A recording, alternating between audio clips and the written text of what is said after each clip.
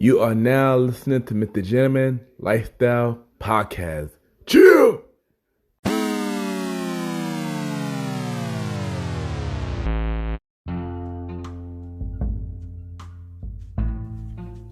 Hello, everybody. This is your boy Ken, aka MrGentleman of YPG and a Premier Boy Podcast. Welcome to MrGentleman Lifestyle Podcast. Hope all is well.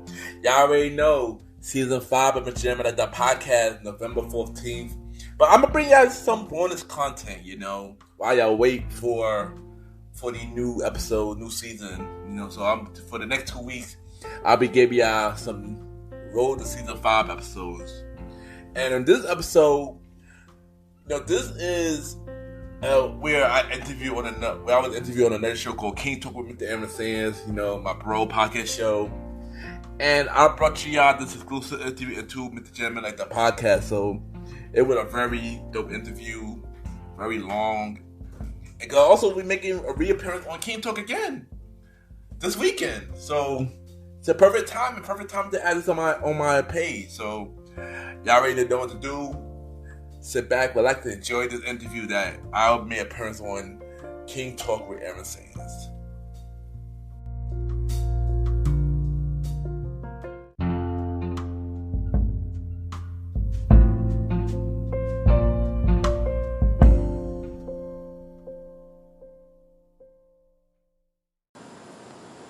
Hi, my name is B Wise, and you are listening to MrGentleman's Lifestyle Podcast.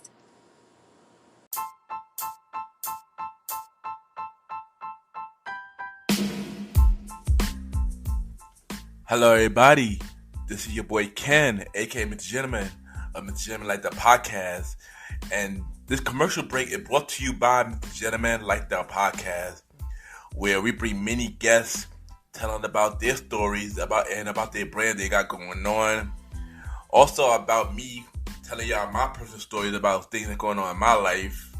Also, we have many spin-off shows on MrGentleman Like the Podcast called The Old School Show with myself and the Star Writing Rod, where we talk anything old school, which happen every 4th or 5th Sunday at 12 a.m.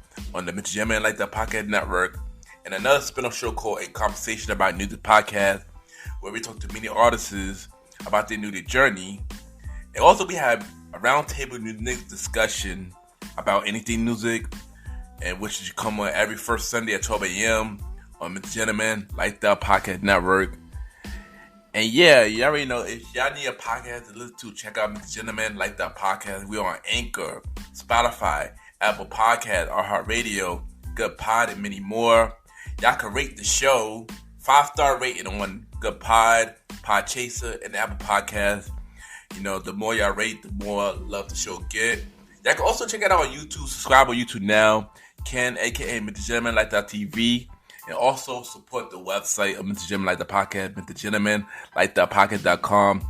This is your boy Ken, aka MrGentleman, and have a good day, night, wherever you're listening to this episode. Back to the show. Chill!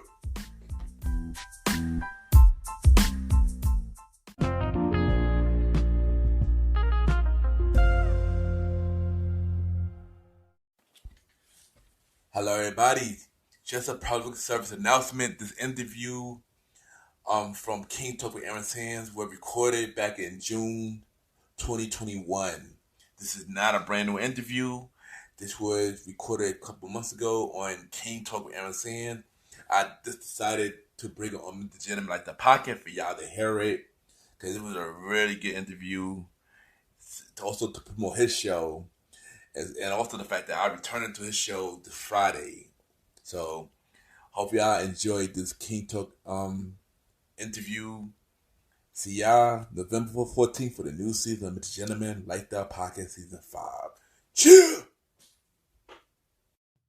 This is Aaron Sands, and you are now listening to the MrGentleman Lifestyle Podcast.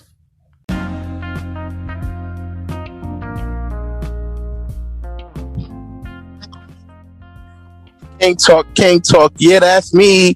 It's your boy Aaron Sands, and we are back yet again on another Friday. And you already know what it is. If it's Friday, it's King Talk. And as you know, if you've been following, It's the season finale. First off, where's my manners? Hopefully all is well. Hope your week went well. And if not, hopefully we can make it better with the season finale, King Talk with Aaron Sands.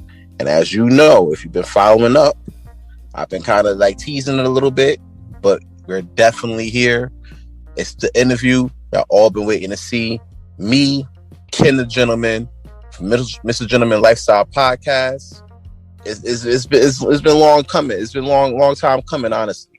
If you heard the last episode, the bonus episode I dropped for you guys, you definitely know that there's a lot we got to touch on between then and now. A lot of time has passed. A lot of stuff went down. So, we definitely going to get into that in a few seconds. But first, you already know, I got to give a big thanks to all you listeners out there hearing my podcast, whether you're from India, South Africa, America, Jamaica, all over the world. Just want to give a big thank you. We're at currently around, I would say, the 5,000 total views mark. And honestly, I tell you guys every week, and I don't know if you believe it or not, but I just feel real blessed to be at this point. You know what I'm saying? Even though we've been making a lot of strides, a lot more strides than I initially expected, there's a lot more work to do. And we're going to get into that over the course of the season finale. And if you've been following me at Aaron Sands Premiere, then yeah, you'll definitely be hearing out a whole new different ideas of what we've been trying to do to help get the outreach out to more listeners out here. Because, even though I definitely am grateful for you guys listening, the outreach, we still getting the outreach out there. It's good for the first season, but we're going to keep it pushing. We're going to make this stronger. You know what I'm saying? So in the meantime, I thank you guys for listening. I love you guys for listening. And you guys are way super appreciated. Definitely. And with that, without further ado, you heard this man on MrGentleman Lifestyle Podcast. You heard this man have spin-off shows on the Old School Show, the Countdowns. You probably heard his date night with some sexy baddies on there. Golly, we're going to have to talk about that shit. And you might even see him on the street promoting. And on top of that, he's also into the Forex. Well, I would say the Forex stuff. I mean, if you count the grass in there, they seem a little Forexy. We're going to go with that, the Forex stuff. You already know. And you might have heard me do commentary with him on our Wrestle Talk. When it comes down to the Survivor Series, Royal Rumbles, my favorite pay-per-view, Backlash, you already know what it is. This man don't need a much more of an introduction than I already gave. It's the bro, Ken the Gentleman. What's going on, bro? You up?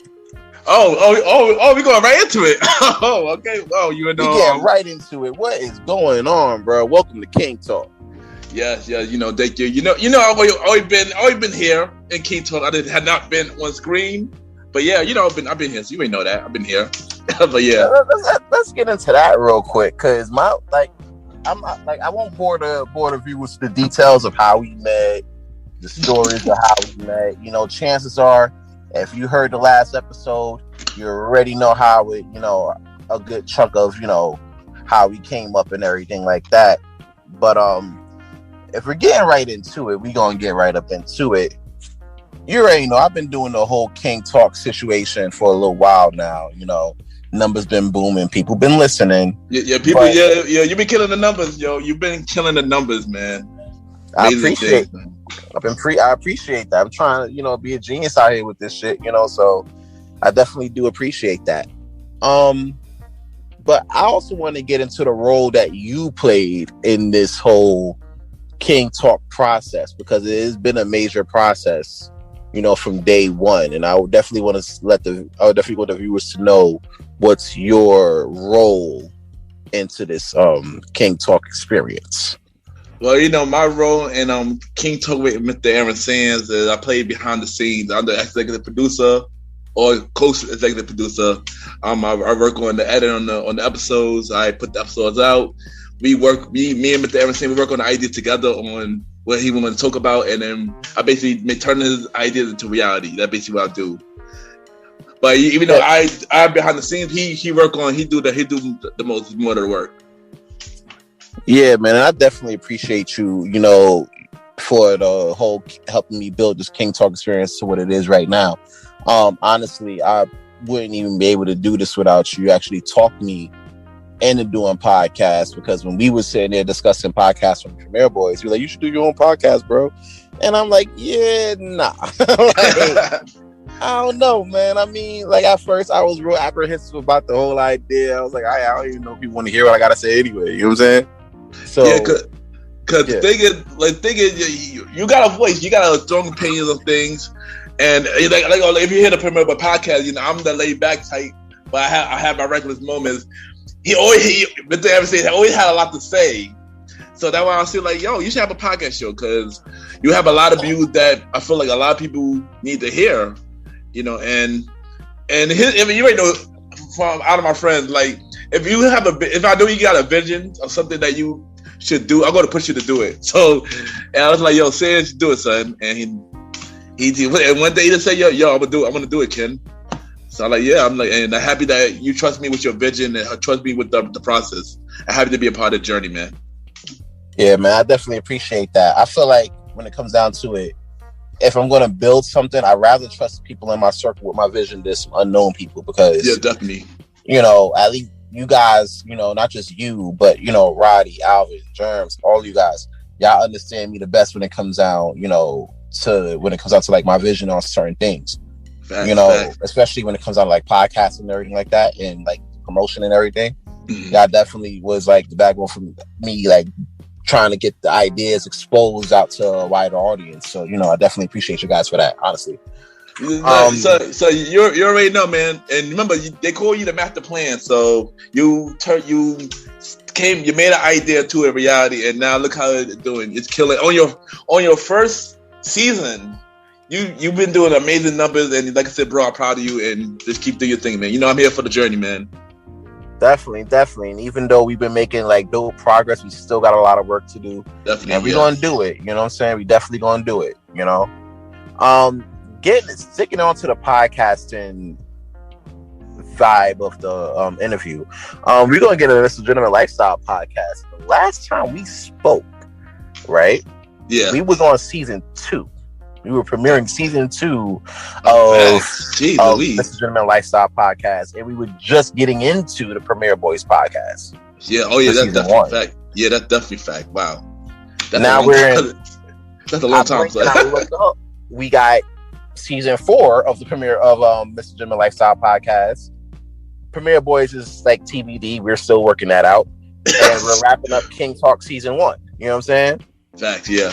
So one of my questions I have for you for that, I felt like I was always thinking about, like, did you think, like, I know we were building it to get this far, to get to a certain plateau, but did you ever think we would get this far? To be honest, no, I didn't think we were gonna get this far. I know, if you want me to be honest with you, it was a time when I was doing MrGentleman like the podcast, and I wanted to just end it. I wanted to just quit the show.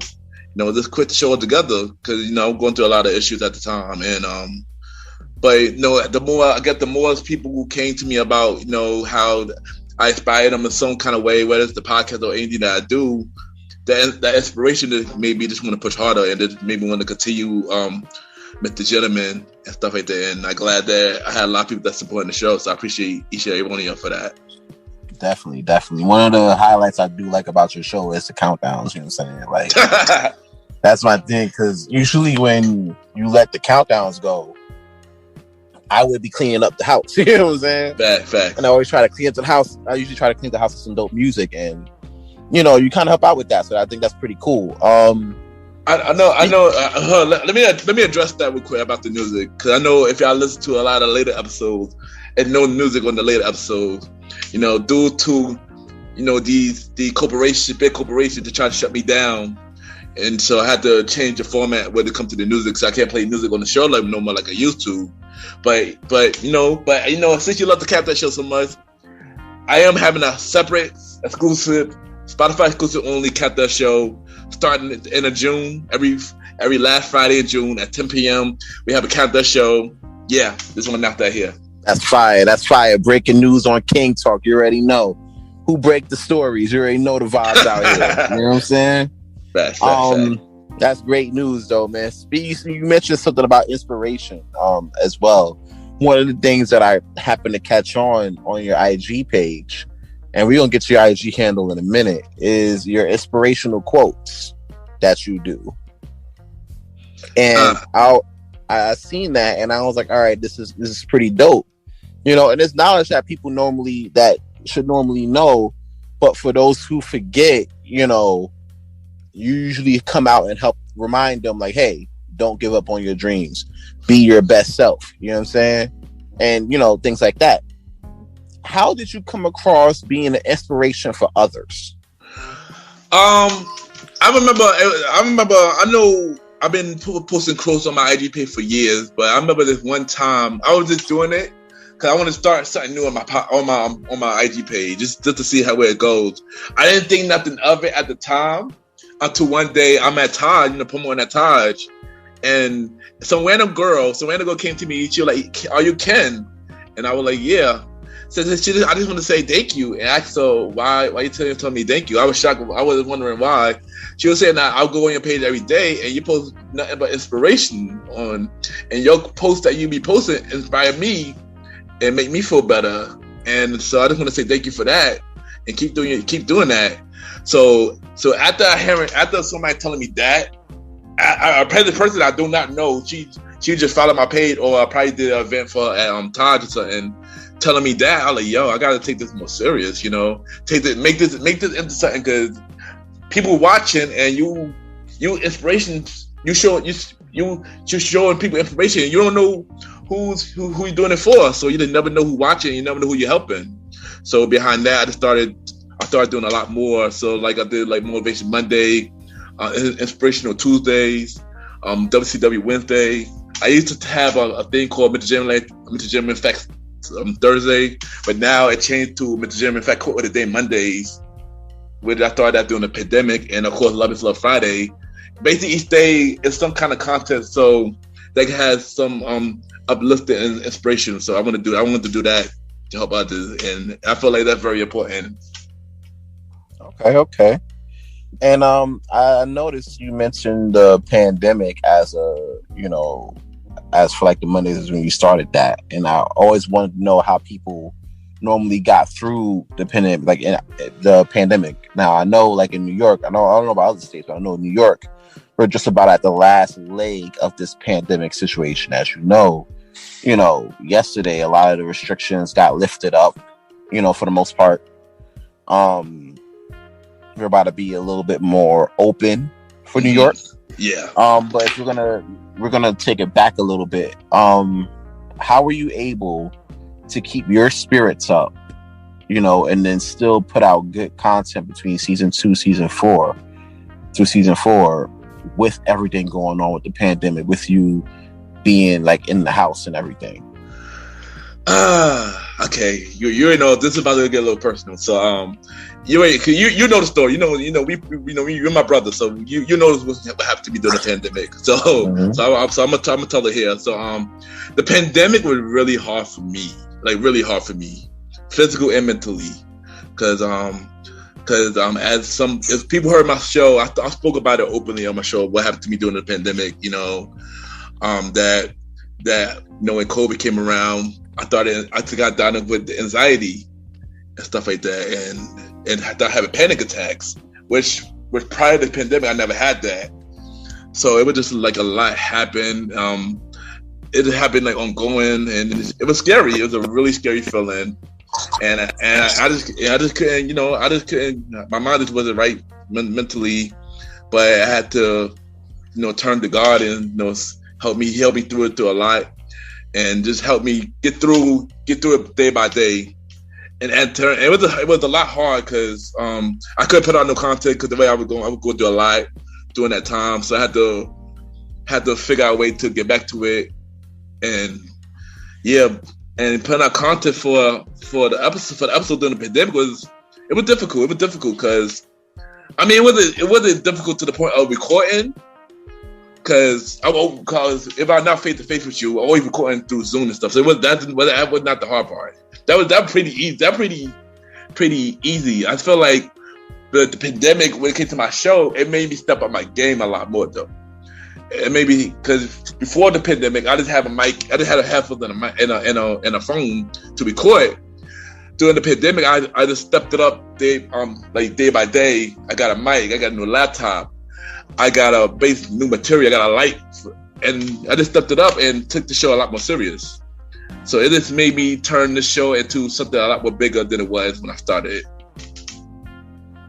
Okay. And that's one of the big things I was trying to figure out too, because I know during the Premier Boys podcast, you know, right in the middle of the season, we got hit with the pandemic. You know, we got hit with the pandemic. We got hit with personal stuff, and a lot was going on between what we call the quarantine series. Yeah, of the Premier Boys podcast. I felt like in that stretch of time, we kind of had to revamp the whole shit. And the crazy thing about it, when Premier Boy podcast first came back, remember, our last episode before the pandemic was December 2019.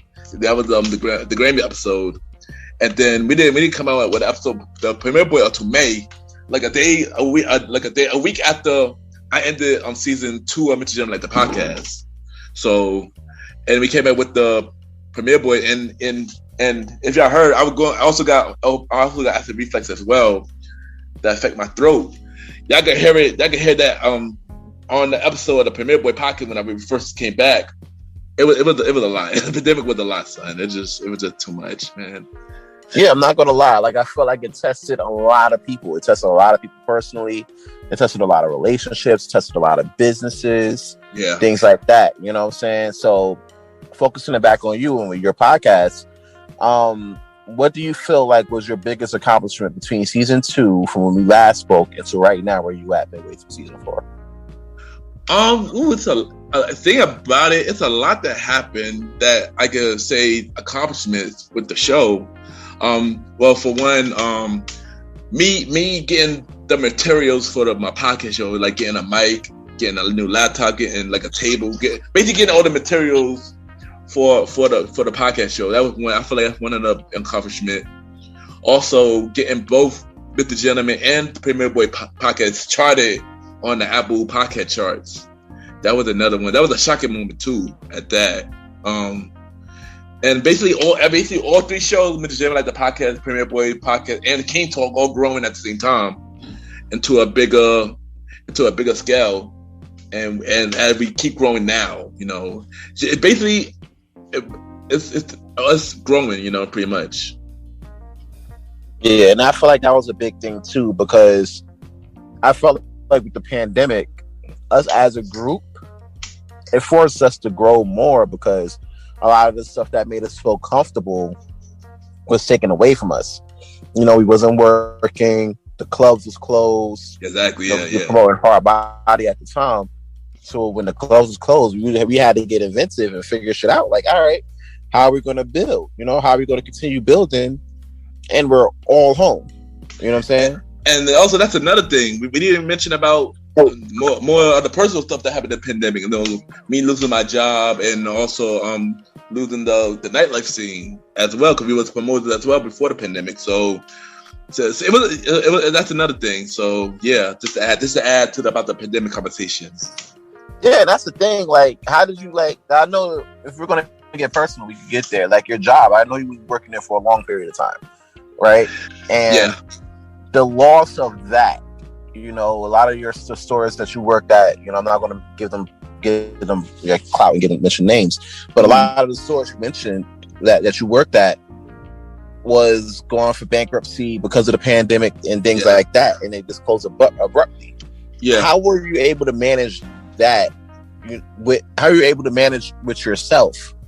You know what I'm saying? With all of that going on. To be honest, it was mixed feelings. It was a sad time, because I was there for a long time and stuff like that, and I had so much memory with that place. But at the same time, it was a good thing, because I was finally able to move on for something I did for a very long time.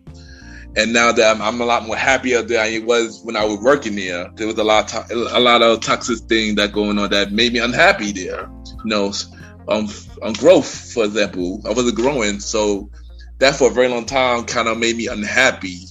But now since I'm going, I kind of got the freedom to do other things and other things and more time to do things that I needed to get done and stuff like that.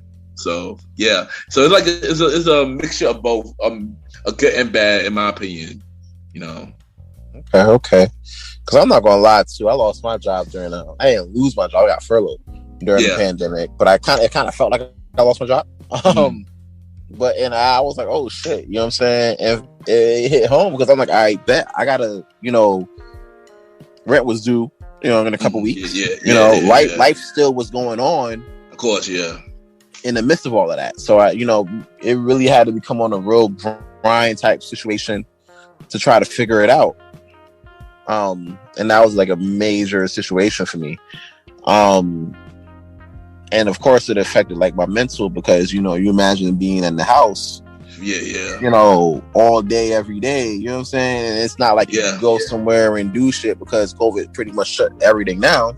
Yeah, pretty much. So you were pretty much stuck, where you was at. Yeah.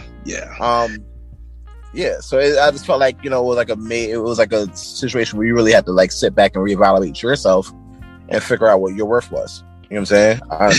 Yeah, definitely. And I really did have to reevaluate myself because now, with me going through the things that I've been going through, I had to really rethink of everything that I was doing and everything that I had to do and everything I had to do for my future and stuff like that. So, yeah. Mm-hmm. Speaking of the future, what's next for Ken the Professional? To be honest, just whatever every brand that I'm doing, build that. Hopefully I could own a lounge in the future. Hopefully I could have a studio not only for Mr. Gentleman but for the Premier Boys and King Talk and stuff like that. Hopefully we have a brand studio. Hope we go back to acting, do some movies and some TV show or a web series and stuff like that. You already know me, son. I've always been known to want to do many things, and I can't even tell you one. I gotta tell you many things. There's a lot I want to do. Travel. There's a lot I want to do. I just want to be better than I was yesterday. That's the main thing that I want to do. Hey, look, man. That's all we can do. You know what I'm saying? Is be better than what we were. The day before, the year before. I always feel like I'm never in really competition with anybody. Mm-hmm. And in my 20s, I used to be like, oh, fuck that guy. I'm the guy. You know what I'm saying? Facts. But my thing is now, like, all right, I want to be better than I was last year. Yeah. What can I do this year to exceed my last year or my last quarter or my last month? You know what I'm saying? Yeah. And then proceed from there. But getting away from the Ken the Professional, I want to get back to Ken the Podcaster real quick. All right. You also, in the midst of having, successful Mr. Gentleman Lifestyle Podcast, you also spawned a few, or should I say several spinoffs. We go, I got a list of them here. You know what I'm saying? I usually don't prepare for King Talk, but it's the season finale and preparation is key. Facts. So, I had some notes. You know what I'm saying? And I'm gonna get into it. We're gonna start with the old school show, and I want to really get into this part before I really get into how you landed there. Your last episode of the old school show, you had the homie Roddy Rod. Yeah, the co-host Roddy Rod. We're gonna get to Roddy Rod in a little bit more deeper a little later, but yeah, hopefully we're gonna touch on that in a little bit. Also, you have special guest Mademoiselle and the homie Marsha up there discussing Nickelodeon, right? Yeah. And first of all, that episode was long as shit. Number one. Let me explain that for a little bit. That was not planned. That was not planned. I would try my best to cut that episode limit to at least 2 hours. But the conversation was so good, it was hard to keep it down. It was one of those things that it would not. I didn't really. I would just go with the flow type of thing, and not knowing that it was almost 3 hours. Like wow. It was, which became a really amazing episode. But yeah, continue. My bad. No, I get it. The episode itself, the content was fire. It was just like 3 hours. I had to break that shit off in like a few days, and I'm like, put the last hour on Patreon and make the folks pay for it. But that's business me. I don't know. You know what I'm saying? Y'all had to treat that episode like y'all treated the Justice League, the Snyder Act version of the Justice League. Yeah, that should have been like a 3-parter right there. You know what I'm saying? Like, that would have been fire. But there are a few things, and a lot of the stuff you had up there, a lot of content you had up there, I was like, all right, cool, I could rock with that. You know what I'm saying? But there was a few things up there that I was like, what? Are you serious? Mention it. I'm curious. I wish I was there for it, and I definitely did get the invite, but I was out. The thing about it, you were supposed to be on this episode. That's the funny thing about it. You were supposed to be on the episode, but you had to do some serious things. Which, by the way, congrats to that. We gonna get into it. It's a safe space, you know. You just had to go out and be your fiance real quick. You feel me? Yeah. So before we get to it, congrats to you, Mr. Aaron, saying to you and your fiance. I'm happy for y'all. Yeah, it's amazing feeling. You thought black love, y'all. Support black love. And if y'all want to hear that interview with me and the future Mrs. Sands, you can check out episode 2, the Valentine's Day special, right here on the King Talk playlist on all your streaming platforms: Anchor, Spotify, Apple Podcasts, do all that. Shameless plug. You ain't know. But getting back into the old school show, there was a few things I was like, all right, my guys, y'all gonna sit here for 3 hours and not mention that, or y'all gonna sit here and bash one of the things that got me, right? Y'all spent 3 hours talking about Nickelodeon and not once mentioned my brother and me. I heard the thing about my brother and me. I did have that on the list.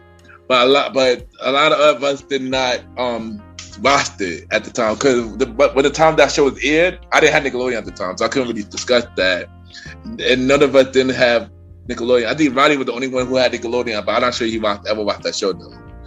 Bro, so it wasn't no shade thing. I wanted to add it, but I can't. If I don't want to add it and don't want to, can't mention much about it. Like but, I feel like my brother and me, right, was right up there with Gullah Gullah Island and Nickelodeon Black History. You know what I'm saying? It had to be, even though it was first season, they only had one season. I think they had like 12, 13 episodes all told.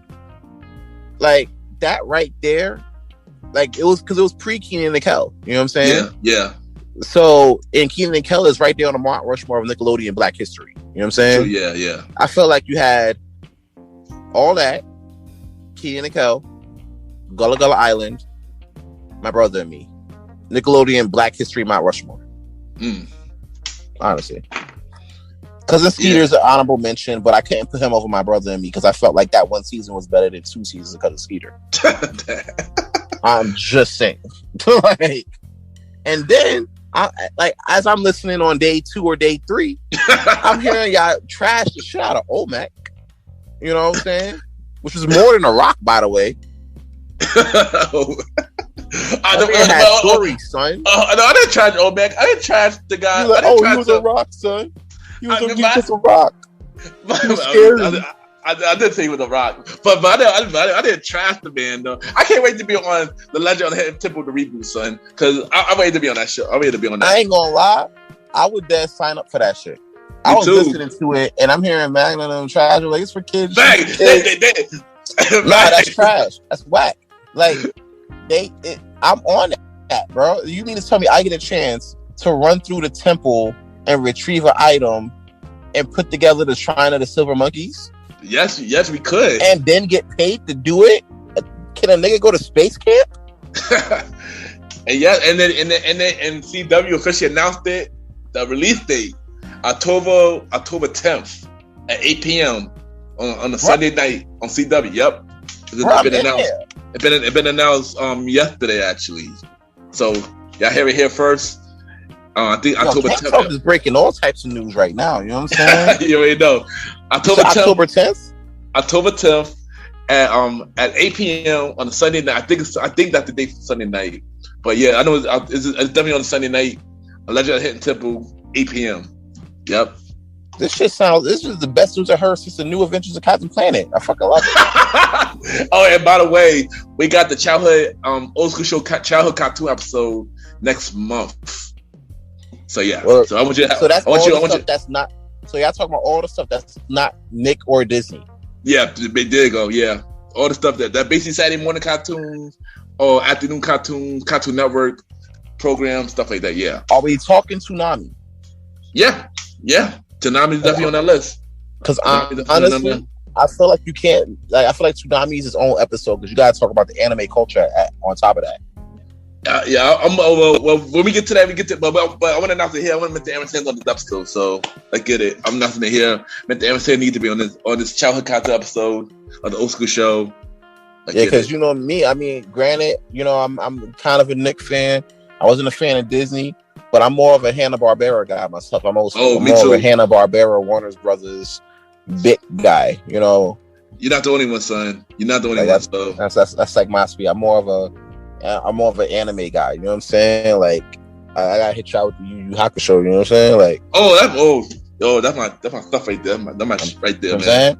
You ain't know what I'm talking about. So y'all hear it here first. Mr. Aaron Sand will be on episode 8 of the Old School Show, the July episode of the Old School Show.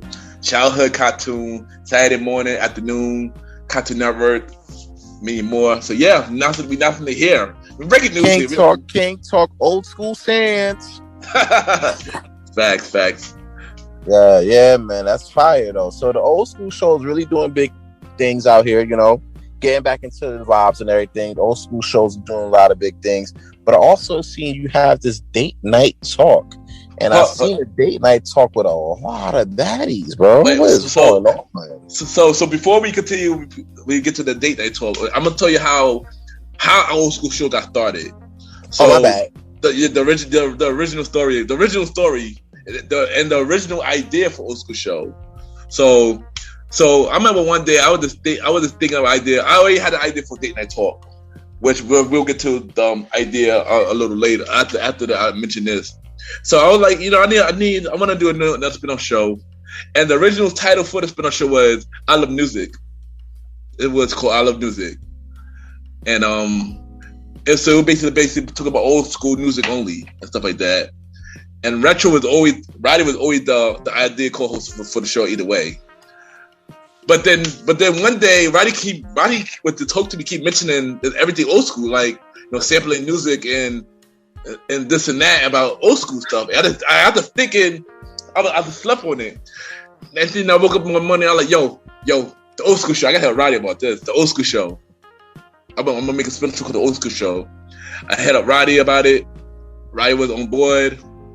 We came up with the first episode, like sitcom episode. Mr. Aaron Saint was the first guest for that episode. Remember that. Then we came with the what happened to R&B groups episode with episode 2. Then we have a special Christmas episode. Which was after Roddy left the Premier Boy podcast, which we'll get to that a little later. Then we have episode 3 and 4 was top Billboard episode 2090 to 2000s, and episode 5 was albums, favorite album with Magna and Marshall was on that episode as well, and then we had the Nick episode, and then Disney is this month. So shockingly, the Old School Show became a really big fan favorite, and it has been crazy journey. And I enjoying this series. I enjoying this series, doing this series. I'm not gonna lie, it's really fun doing the show. Honestly, I've been hearing some of the episodes for it, and honestly, I think it's one of like your best ideas yet. A lot of new stuff is out right now, but when it comes down to it, a lot of new stuff that's out is like, There's some stuff that's fire, and there's some stuff that I kind of beg to differ with. You know what I'm saying? Yeah. Having said all of that, it's refreshing to see the generation that we're in, you know, bring back that stature of like where stuff came from. A lot of the kids out here now, and I hate to use the word kids, but let's be real, a lot of these kids out here now, they don't really appreciate, you know, where shit comes from. Yeah, because this new shit comes from somewhere. You know, you know, a lot of this doesn't just fall out the sky. You feel me? Mm-hmm, yeah. A lot of this that's inspiration from it was from the stuff that we listened to, our parents and grandparents listened to. A lot of the shit that we and our parents watched. You know what I'm saying?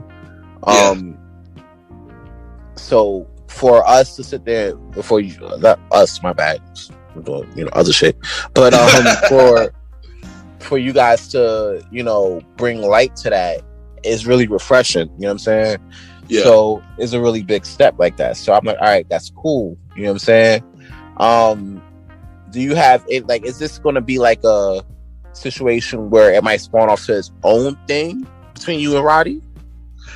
It kind of is. It kind of is already became the old school shit. Yeah, it kind of is a thing between me and Roddy now. Because originally, first thing first, catchphrase where we took everything old school. That was Roddy's idea, by the way. I want to shout out Roddy for that catchphrase where we took everything old school. That's Roddy's idea. He did that on live on the air when we did your episode out of nowhere. And that was like random when you came on the show. He said, where we took everything old school. And I like that catchphrase. I'm like, yo, I just like that catchphrase sound really dope. So I want to shout out to Roddy for that. Yeah, that's cool, bro. And yeah, I feel like because originally we were gonna give it to like 3 episodes to see how it would do and see if this gonna stay a thing or not. And it became a fan favorite. Everybody loved it. The Nickelodeon episode alone became my second biggest episode ever. So doing like really big numbers. So I'm like, wow. So now we definitely go do season 2 and possibly season 3 of the old school show. And yeah, we're gonna keep going. We're gonna talk about a lot of old school stuff. Cause every day, old school stuff start to do stuff every day. So I can't wait to talk more about the old school culture, the nostalgic culture. So yeah, and that's always good, man, because you got a lot of things that's coming back. Yeah. So, and the fact that the numbers are going up and people are actually showing interest to it, I always say if it works, you got to keep it going. So yeah, that's fire. All right, so we're gonna move on from the old school show. We're gonna get into the date night talk, and like I said before, I've been seeing you do this date night talk shit, man, and there's a lot of baddies on this night talk shit. How did you start that? So the idea for date night talk, it was funny because I believe this was pre-pandemic. It was pre-pandemic, and I met up with a girl who came out to catch her a couple of times, and she wanted to meet up and stuff. And we met up with her. We were just talking and catching up and stuff like that. And she said, I told her about MrGentleman the podcast. I said, and she was like, how she wanted to be on the show, but she wanted to talk about relationship stuff. So all right, cool, we can make that happen. She never came on the show, but it is what it is. But then another person came on the show. And she was like, she said she wanted to come on the show and she talk about relationship. So in my head, it's like this word relationship and content keep coming around. So I started thinking to myself. So the original idea for the Date Night Talk name was Date and Talk Podcast. It was a series and stuff like that. But I changed the name because another podcast had the same name called a Date and Talk Podcast. And I'm not a person who like to copy people names and stuff. So we don't do copyright. We don't snatch copyrights on this side. Yeah, bro. Yeah. So I wanted to change that name real quick. I want to change that name real quick. Make sure nobody noticed. You're like, wait, oh. Yeah. And I listened to the girl's show, so it's her show dope. Hopefully I could be on that show soon. But yeah, so I decided to change it to Date Night Talk.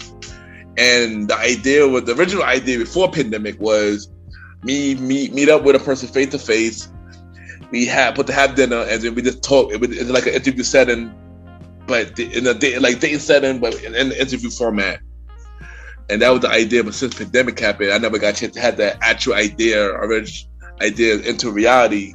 So I just brought some people, like CC, Vanna B, Nala, stuff that came on the show, and it was a good start. Because I also became a fan favorite as well.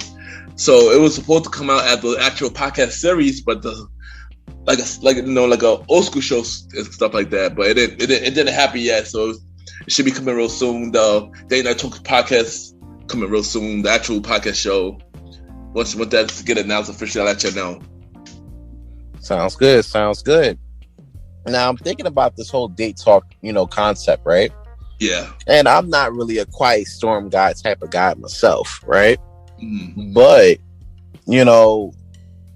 due to like the pandemic and things getting closed up and everything like that, did you ever had to go on a date, right? Like an actual date with a shorty, and have to do it through like the Zoom process? Because I've seen a lot of people do the whole virtual dating type vibe, where they'll do it from home, like on Zoom or whatever, and they'll just have dinner or whatever like that, and they just vibe out. Did you ever had to do something of that sort? Not dinner, but a conversation type of thing. Yeah, a conversation for not dinner, not the dinner thing, but more like just a conversation type of thing. And we had like a nice setting and stuff like that. I only did like probably once. Yeah. Okay. How did that work out for you? It made some sparks, made some love connections, Chuck Woolery vibes out here. Oh yeah, you could say it made some sparks, but it was a different experience. But yeah, it made some sparks though. Not gonna lie. Okay. Well, we're going to touch on that in a little bit more, but going away from the date night talk vibes, we're going to get into the conversation about music. Now, I remember we spoke earlier about the old school show, and originally you named that I Love Music. Yeah. But now you have a conversation about music. I sense parallels there. You want to explain that? Because I feel like there's some parallels there. It is. And the thing about a conversation about music podcast, that podcast show happened before. The original show for that podcast show was called New Music / Unsigned Hype Fridays. They came after episode 10 of season 1.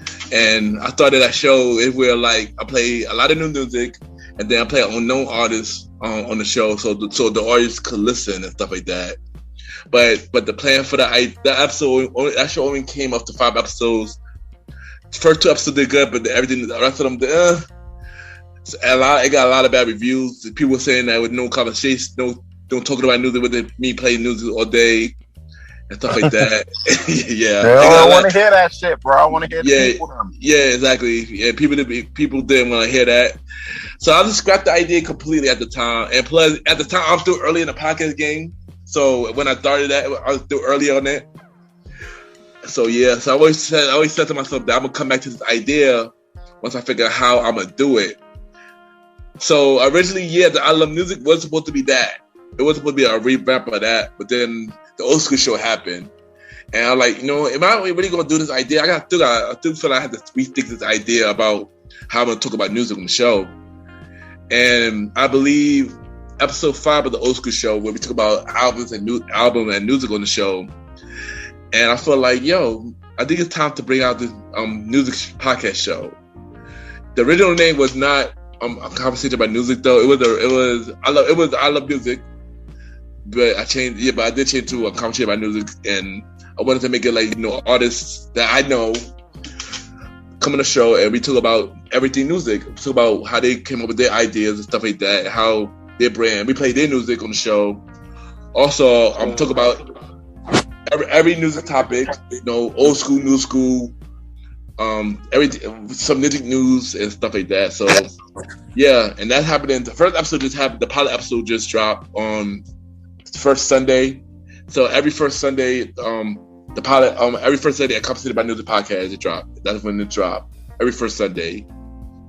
Okay. And what do you feel like are your goals for this? I know being that it's new and everything, you're trying to refresh the music podcast vibes and everything like that, and I could appreciate that. But what do you feel? What goals are you trying to reach when it comes down to the conversations about music? Are we having music guests?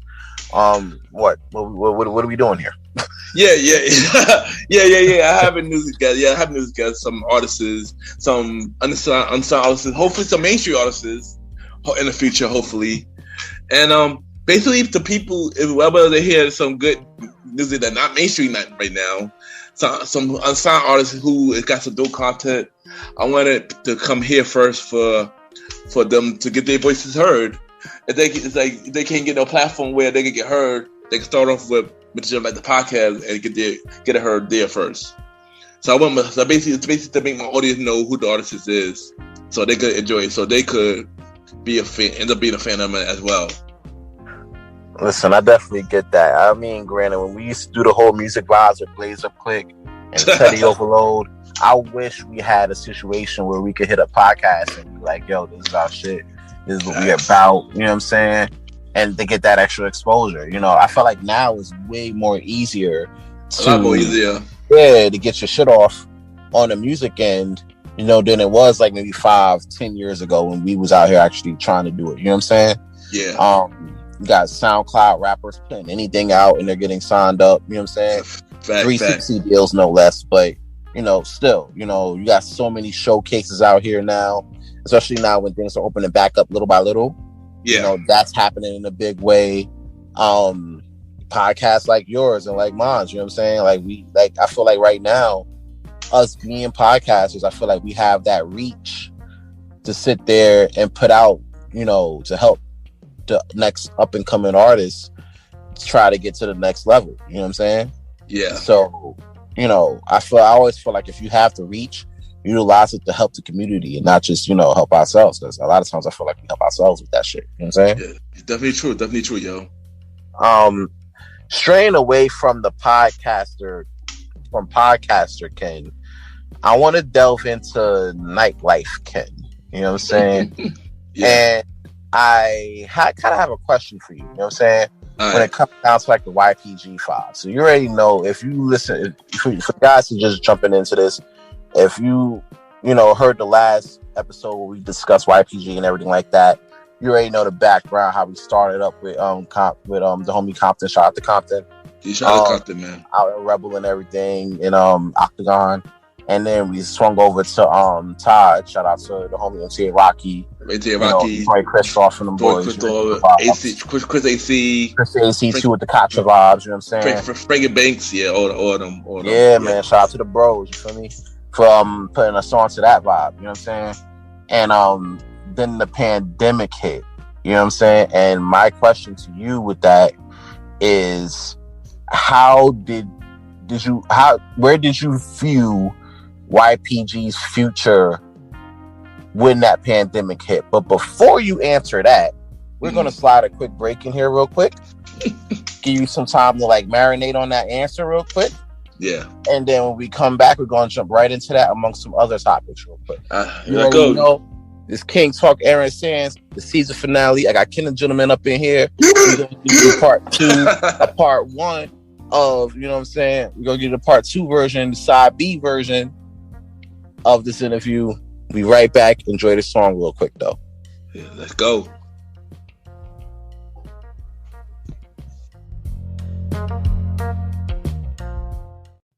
This is Aaron Sands, and you are now listening to the MrGentleman Lifestyle Podcast.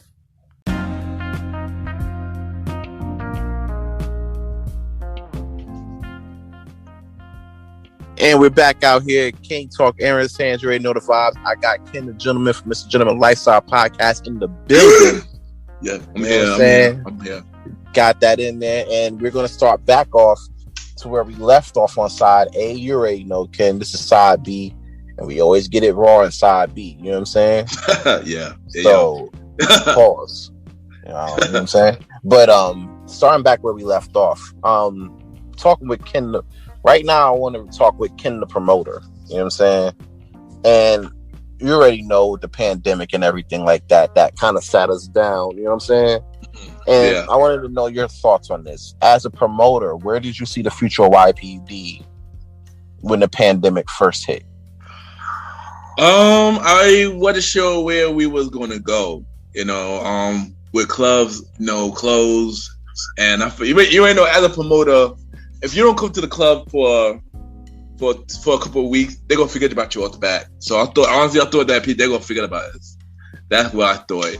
So if we want to get back up, especially if you're not main promoter, you gonna get forgotten. And I had a feeling that was gonna happen for us.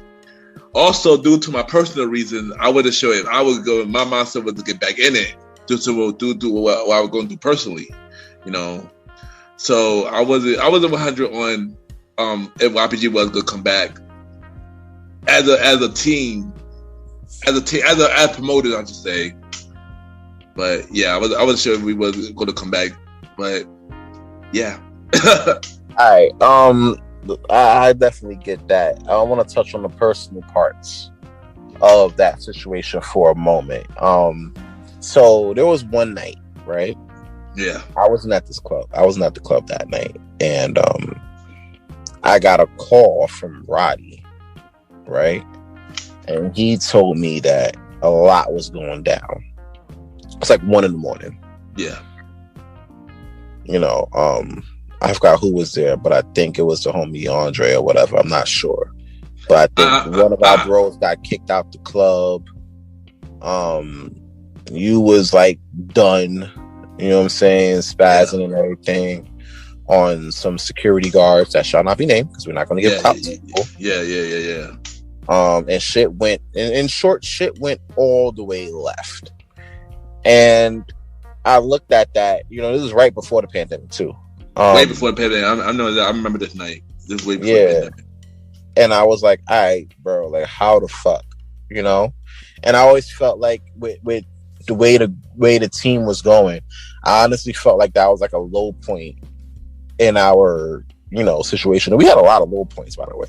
Yeah. But we had a lot of highs too. With a lot of low points. But this one in particular kind of changed the trajectory a little bit. You know what I'm saying?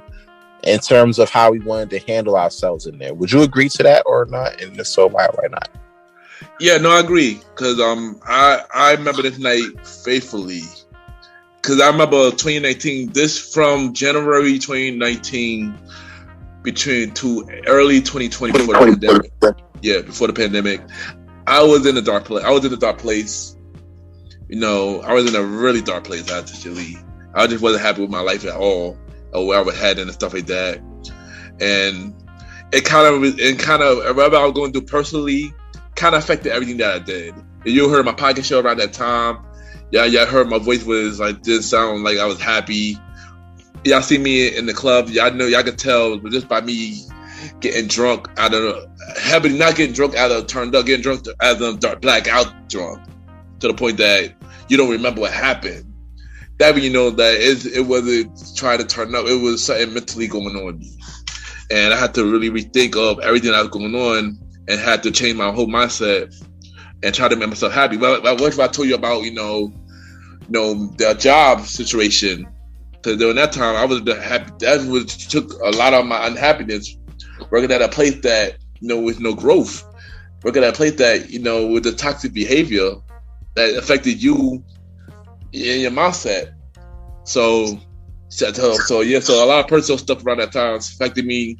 It affected my nightlife situation to the point that it took me into a really dark place and stuff like that. It's crazy because it's like there was one night. I think it was either that night or it was a situation before that. I'm not really big on memory when it comes down to shit like this, but I do remember there was a night where I pulled up to the spot and Troy put me to the side. We went to Studio 21 for some reason. I don't actually why, but we went to Studio 21. And mind you, this is my first time stepping back into Studio 21 since we promoted it years ago. Yeah. And he told me actually like, yo, what's going on? You know, he's trying to figure it out because, you know, this is affecting, you know, not only, you know, the professional side of the nightlife situation, but, you know, the personal too. You know what I'm saying? Because we're supposed to be like a team and everything. We working together. You know, we have a, you know, pretty close relationship with, you know, the main promoters there. You know, this is something that, like, you know, people are trying to figure out. And I always was like, you know, I can't really, I had an idea, but I couldn't really pinpoint it. And if I pinpointed it, I didn't want to like just jump out and, you know, express all of that because, you know, it was personal shit. You know what I'm saying? And me personally, I'm not the type of guy to unleash that type of shit unless I have sole spoken consent that I could. Yeah. You know what I'm saying? So me, I can't really bring that up, but I didn't know if you had any of those conversations with him regarding that. I don't know if that was shared and if you would like to share that here today. Yeah, Troy did hit me up asking what was going on. I did tell him about the situation at the time and stuff like that. He told me to don't come back for a while too. Like, you know, you definitely ready to come back. And I feel like, yeah, I did need to step away from everybody. I remember that was the first time in a while that I went down on social media for that period of time. I went down on social media. I didn't promote my show at all. I didn't even did an episode for that period of time. I was off the ground, and then people started to know, like, yo, what's going on, Ken? Why Ken not showing up to the club? Why Ken not on social media? Like, I literally disappeared on everything. I didn't post nothing, and like at all. So people know that something not right, you know. And it was the time that it was a really mental dark place for me at that time, man. I remember I had to, like, I didn't want to go, a couple times and make sure you straight. You know what I'm saying? Yeah. I mean, I know we did met up. We met up. We actually did met up around that time. You and me. You remember for your photo shoot, for the photo shoot, but like the pocket photo shoot and stuff like that. And that was the time when I was slowly getting back to myself around that time. Yeah. I always feel like when it comes down to certain situations like that, people definitely need their space to sit there and figure out, you know, how to best assess the situation. A lot of people that I see, you know, they try to be around people and try to appear okay. But I always felt like, you know, when it came down to that, you know, I feel like you use a lot of energy in trying to appear okay. Yeah. That you never really, you know, take that type of time to actually be okay. And the crazy thing is, you know me, son. When it comes to things, I don't show that I'm going through something. I always work like everything's normal. And I think that's always been my issue. Like, I always continue to, you know, say somebody passed away, I always continue to work until, you know, so I can focus on the problem, and that's usually the issue. Because if you don't know when you don't deal with your problem, it's gonna come out at the wrong time, and that happened to me a lot, especially around that time. So, yeah, you just never know what somebody going through, even if somebody don't talk about it. You know, you just never know what somebody going through. That's true. But what would you tell somebody, right, that's listening out there, you know, because like I said, we touch a lot of international countries worldwide, you know what I'm saying? Yeah. And we touch the States too. But, you know, we overload the world with this King Talk vibes, you know what I'm saying? So I'm pretty sure there's somebody that, you know, that's probably going through some dark, bad times or whatever. What would you tell them right now that would help them get out of that darkness that you was once in? You know, talk to somebody, you know, even talk to God, pray, try your best to just stay focused and try your best to try not to stay positive the best way you can, you know. And if you know you got a problem, try your best to figure out what the main cause of the problem, so you can work on the main root of it. You know, things don't get fixed overnight. Things take time in the process of getting things together. So just work by day to, you know, to focus on the process. You know. Nah, that's a fact. I ain't gonna hold you personally. You know, I had to go through those situations too, especially recently with everything going on and everything like that. Yeah. So I definitely came to you, you know, for those, you know, for advice for going through like dark times and everything like that. You know what I'm saying? Because seeing you go through those dark times and you coming out, I'm like, well, shit. You know, if he come out of those dark times, and the people I know, family and otherwise, come out of those dark times and be better for themselves, I'm pretty sure I can do it too. You know what I'm saying? Yeah. So I always feel like that's a pretty big thing. On a lighter note, you know, we're going to get back into this nightlife shit real quick. Yeah. So talking about the nightlife industry, right? Yeah. What are some, like, because we know a lot of people that just go to the club just to go and turn up. And we also know people that go and they get their money and everything. They really ingrained into the nightlife industry. What are some secrets you could tell people out here that they don't see, that they don't normally see? That, you know, that being a promoter is not all glamorous to which I think it is. Yeah, we got power, but it's not all glamorous what you think it is. If you think about it, when you go to the club, it's like a popularity contest. People, well, especially the promoters, especially us as promoters, you know, like a popularity contest. You know, people come in and show a character that they don't usually show in reality. It don't match their reality. Let's say that. Let's say that, and yeah. All right, so I feel like, you know, I get that because, you know, then since we're on the personal vibe, I could be personal on this too. Like, I feel like I go to the club know what I'm saying? It's Aaron Sands. Out here getting it. Flashy vibes, you know what I'm saying? Buying hookah, Long Island iced teas, picking up shorties, you know what I'm saying? Potentially breaking tables, you know? And then there's Rondell, who's a home guy, and, you know, committed a relationship, 9-to-5 guy, killing it in the professional world, in corporate America, you know what I'm saying? And I feel like I do agree. There's like two different, you know, situations. And sometimes people could kind of get both of those mixed up. And I always felt like that was like a recipe for bad living. What say you? Yeah. What do you think about that? I agree, because when it comes to Ken, aka MrGentleman, versus Kenneth, it's a completely different. People don't hear Kenneth that much no more, because, you know, I don't like to show that side. That side very shy. That side is Kenneth is very to himself. He don't like to be around people. He got friends, but he don't like to be around people. Kenneth got picked on as a kid a lot and stuff like that. You know, Ken the Gentleman is different. He about his business. He handles things and just focus on it.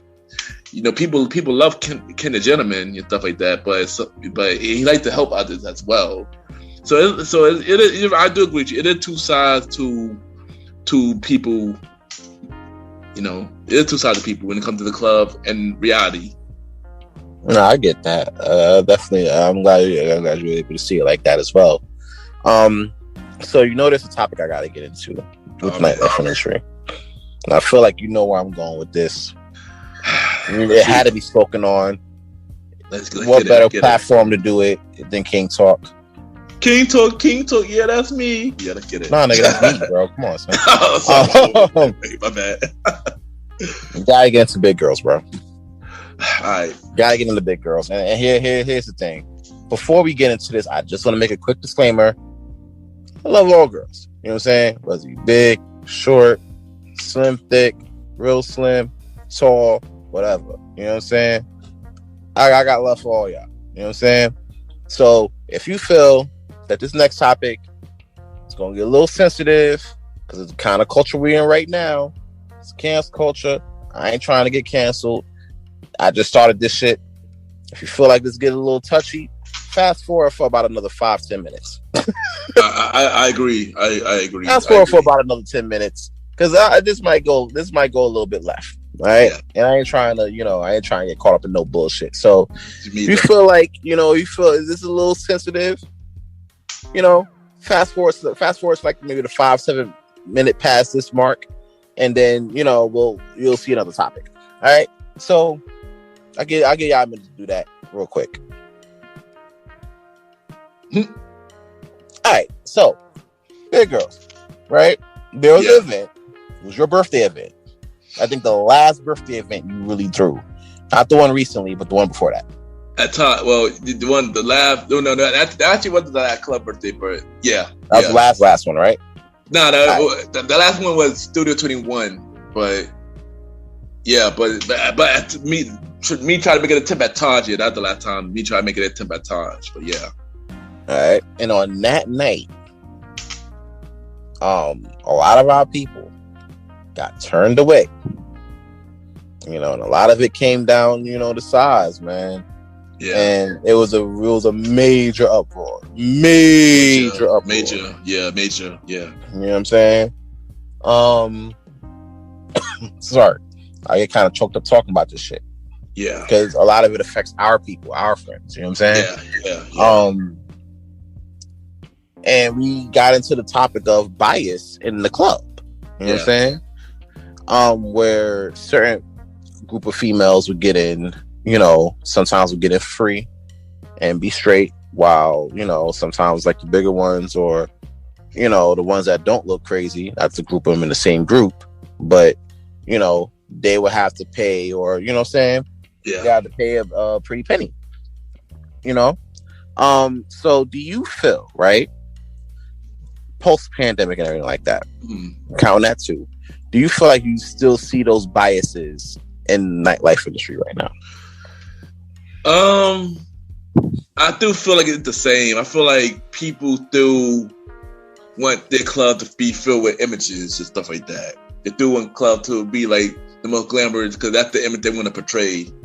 So if they feel like it's out of place, they're gonna try their best to not let the one that they feel is out of place not inside. Me personally, I wouldn't do that because I'd rather have everybody welcome inside. But I can't control what the venue does because we not the owner of the venue, so we can't control what the venue does. That's their image, that's their how they do it. But yeah, I mean, I ain't gonna fight. It was hard. It was hard that night, being the personal and the business side, to handle that situation that night. It was a lot. It was my birthday. My friends couldn't get in. And and it was hard to know what to do because I didn't know what to do. It through my birthday. I had people who were even inside. I can't just leave. It was just a lot. So that, I mean, for me personally, that situation was hard. It's a hard thing to do, son. I'm not even gonna lie. I ain't gonna hold you. That probably was one of the hardest nights that I had to promote. Yeah, me too. Honestly, you know what I'm saying? And best believe we had some hard nights to promote. You know what I'm saying? Yeah. Where, we was, smacked in the club and we still pulled out wins and shit. But we're gonna get to that in a minute. Yeah. But this particular night in general kind of stood out for me. And I really wanted to touch on this in this interview because, we talk personal shit. That night was hard. And the fact that it was my birthday was even more harder, Cause now in reality, they might think I'm in the club and enjoying my birthday. I didn't enjoy my birthday that day. That was probably one of the worst birthday I had that year. So it was I was not happy for a while with that happy, when that happened, and a lot of them was upset with me behind that. And like I said, I don't have no control what the venue said. I had no control what the venue said. We had nothing to do with that. If we did, that would be a different story. The ending of that would be a lot different. But yeah, it was hard, man. And there was a picture. I ain't gonna hold you. There was a picture that you, me, Roddy, James, and the homie Jalen. Shout out to Jalen. We all took the picture, and he was like, I swear to God, he was like the happiest person in that picture. He was the happiest person, the single most happiest person in that picture. Everybody in that picture looked pissed. Yeah, and I get a lot of Ron, I was still in the club turning up, and we had we dealing with all that bullshit. And I'm like, bro, that was not a turn up at all. I was literally planning a next move outside of Taj. Yeah, because of that night. You know what I'm saying? Yeah. So, we was. Yeah, we were planning to go to Jolie's after. Exactly. But that's a different story. Nobody didn't show up. And here's the thing. Not to cut you off, you know what I'm saying? Because that's bad interview skills, but not to cut you off. Here's the thing about that shit. A lot of people complain about Taj, right? Yeah. Being the way that it is, and a lot of the upscale clubs, not just Taj, but a lot of the upscale clubs in general, being the way that it is. You know what I'm saying? Yeah. And I get that, right? I understand that.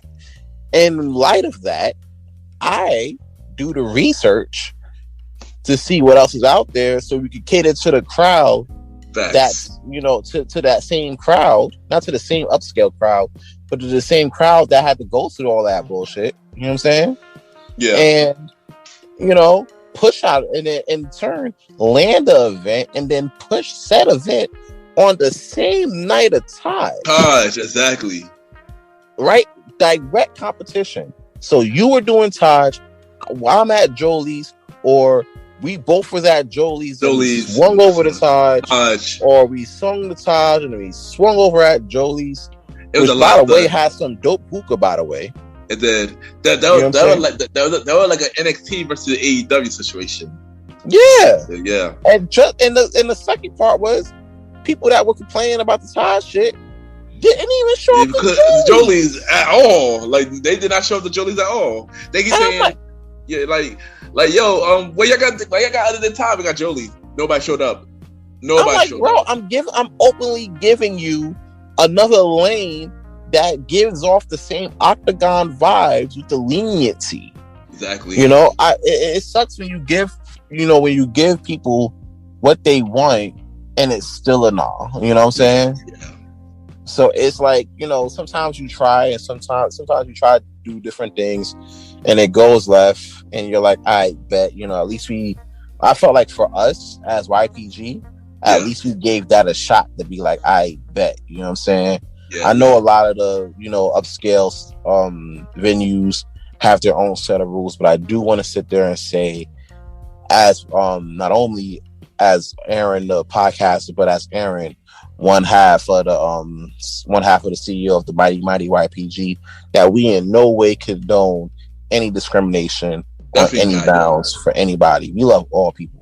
Definitely, we love all people. Definitely. Whether you a short, thick lady, part of LGBTQ community, whether you have disabilities. I was cool with we was an Octagon, and there was like a little person in Octagon. Oh yeah, right, you're right. That I was wild cool with, that I saw in Jimmy's while I was taking pictures in Jimmy's.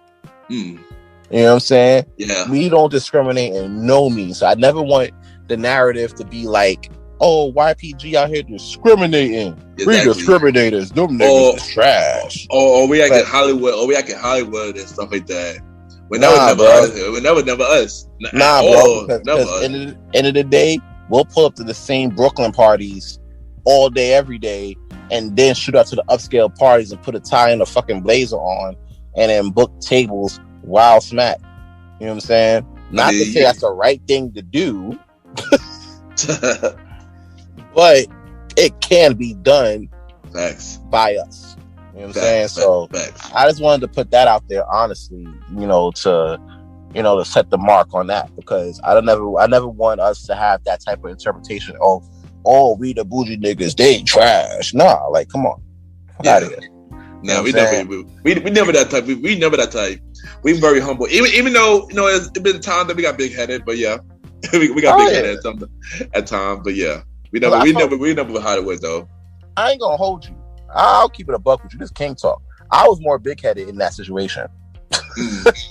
Nah, for real, because I felt like I bet, you were more like humble about the whole situation of how we were, getting W's and everything. Yeah. I'm like, fuck out of here. We're better than at least 60% of these promoters. from what I'm seeing out here, we're better than at least 60% of the promoters here in the club tonight. You know what I'm saying? So I don't give a shit. I'm cool with everybody. I don't got a problem saying that.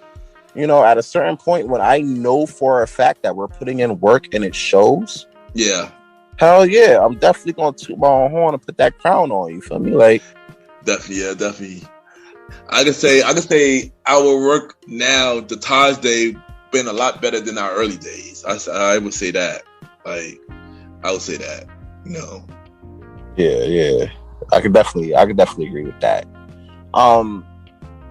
So speaking of like, getting like smacked in the club and booking tables, I always ask, I don't really do guests too much on the first season of King Talking Aaron Sands. Yeah. But I always want to ask a question, right? Like, what is your craziest drunk story?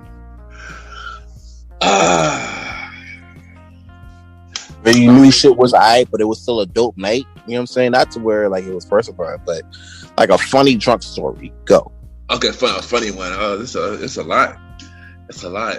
To be honest, the best type of drunk that I love to be is when I'm a flirty type of drunk.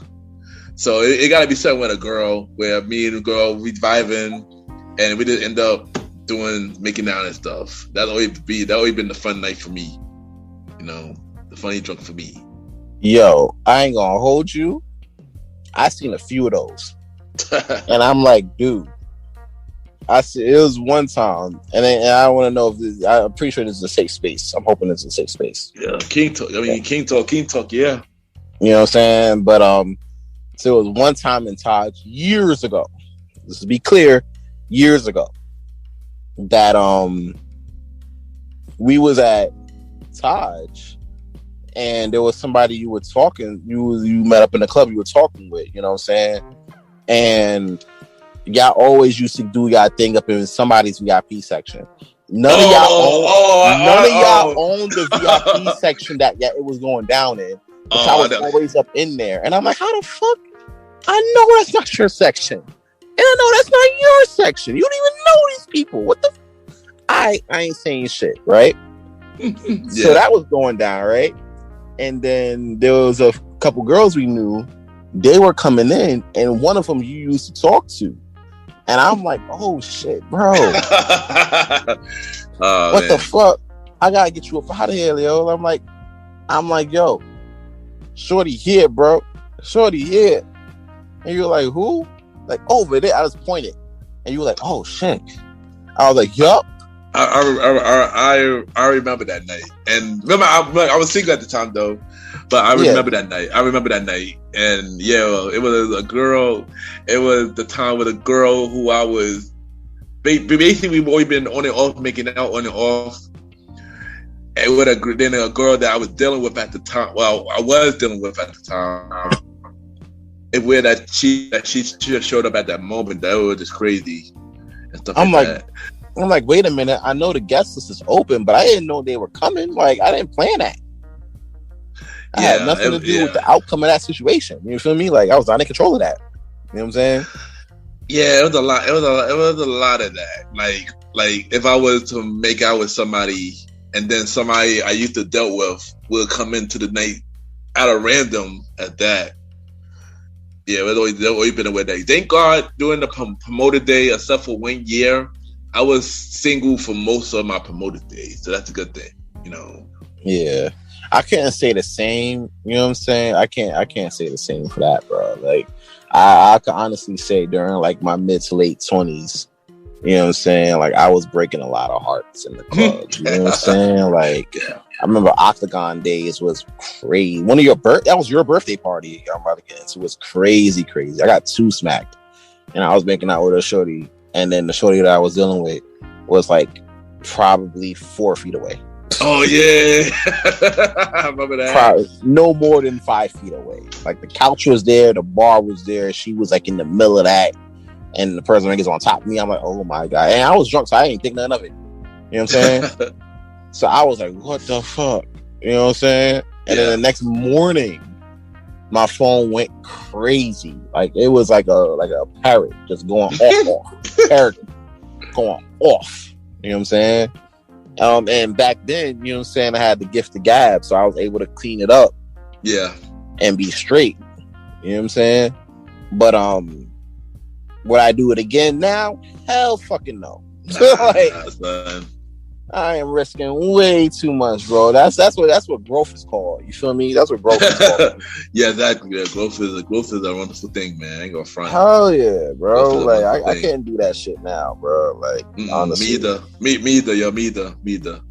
So, veering away from the drunk stories, quarantine happened. You didn't have a birthday party during quarantine. We did it all on Skype. The Skype situation was alright. Yeah. Fast forward to last month actually. Yeah. Excuse me. We did your birthday party. You had the return of the birthday party, but not at a club. We did it at Bowl 360 out in Queens. Shout out to the good folks at Bowl 360 for holding your birthday bash and everything. The fact that they don't take chime is wild to me, but whatever. You know? Yeah. And it was a small situation because of COVID, which I could respect. Yeah. And there was some familiar faces that I seen there that was like, all right, cool. I ain't see y'all in a minute. We all linking up, we vibing. You know, it was good to see everybody back together again. Yeah. On that type of aspect. But there were also some faces that I did not see there. You know what I'm saying? That I was like, oh, that's kind of crazy. What's going on? And then I heard your podcast. And it was a quick one. It was like an in and out. You know what I'm saying? Yeah. And I like the ones that you're interviewing people about their businesses and their brands. And I always feel like that's dope because, you know, you have, you know, it gives them an opportunity to push their stuff out to a larger audience. Yeah. However, I like the short and quick ones because I always know there's some shit there. The person upstairs. Yeah, man, it's always some shit there. And I'm like, what the fuck is going on with that? You know what I'm saying? So, yeah, I gotta ask you, bro, what the fuck is going on with that? So my birthday situation, how I did it this year, could remind you, I didn't have a birthday for 2 years. Last year, pandemic. The year before that, when I was going through my dark times. So for that, I was just like, yeah. And in the past when I did birthday with clubs and stuff, I used to do a big birthday. I couldn't do that this year because of the pandemic. And dealing with anxiety and stuff. I do not big being outside during the pandemic. So I wanted something small. And shout out to everybody who came out for the event, because pretty much how I invited everybody to the event was everybody who checked up on me from when I go through my hard time to the pandemic. So yeah, it wasn't no shade to people. Well, some people it was shade to some people actually. I can't keep a straight face on that. But some people who they hit me up saying that why I didn't invite it. It was mainly because of the pandemic, or at the time I probably forgot to invite you, which is kind of true. Cause I did forgot to invite people. I only could bring 12 people. So when you can only bring 12 people, you can't invite everybody, and there's some people I wanted to invite. So that's one of the reasons. Second reason was it was some people in the circle who had other people in the circle. And y'all already know me, I'm not big with drama. So to minus the drama, I did not invite those people who had problem with other people in the circle. So yeah. And the last reason is it was some people that I don't mess with at the moment. I don't mess with them. People fake, and I didn't invite them at all. I don't talk to them. So the thing is, why invite somebody to your event and you don't talk and they don't like you like that? So yeah, that's my reason for that. I know some people did hit me up to clear up the drama, and I appreciate that person for that, and stuff like that. Cause it was because one of the people, not gonna say the person's name, it was a misunderstanding, but we cleared that up, so I'm happy about that. But two other people, it's just like, yeah, whatever. If you fake, and even the people that who was upset that I didn't invite them, they don't talk to me on a regular anyway. So why would I be feel sorry for not inviting you? All right. Yeah. I'm gonna do a king. I'm gonna deviate from the king talk script real quick, because usually, unless if I decide to give you clout on the king talk vibes, I normally don't. Yeah. Notice I didn't mention a lot of names throughout the course of this episode and this broadcast. Yeah. But for your permission, would you like to mention one of the people that you're speaking on in that last point? I mean, I thought about it blasting him, but to be honest, I don't want to. I don't want to give him that clout. I don't want to give that person that clout. He don't deserve it. He don't deserve it. So no, I'm not gonna mention no names. Only if he's listening, he should know who he is. That's all I can say. He should know who he is. Okay. So yeah, but yeah, I can respect that. Taking the high road, I like that. Yeah. YPG, we take the high road on this side. We don't dig dirty. The same place up quick. Nah, I mean, I was thinking about doing that here, but that's not even the person I am. By me doing that, it ain't gonna make me no different. So nah, I'm not gonna take that road. I'm just gonna speak my facts. That's basically what it is. Okay. Yeah. Staying on a fake friends topic though, granted we're not gonna get no clout to nobody, saying on this topic real quick. But staying on the fake friends topic,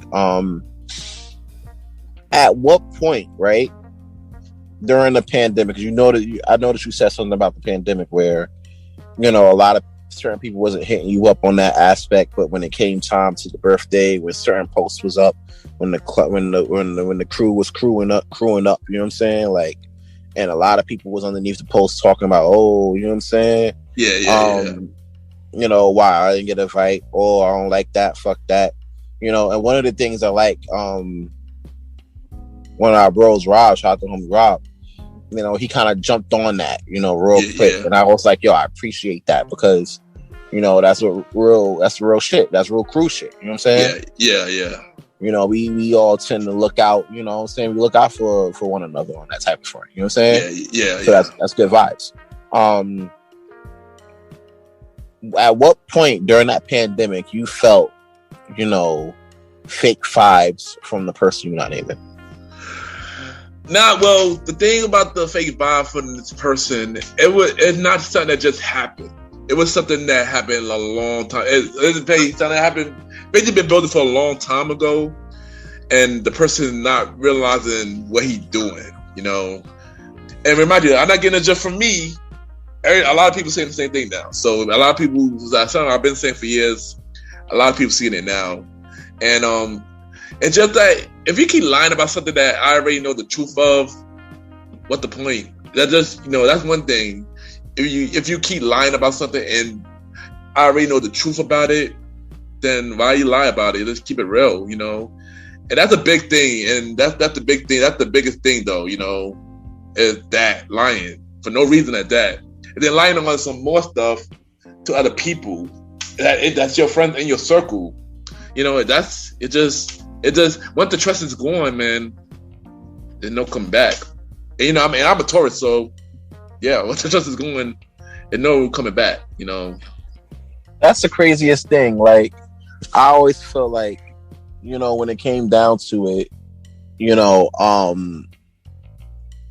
always felt like, all right, I spoke on this on the podcast a while back.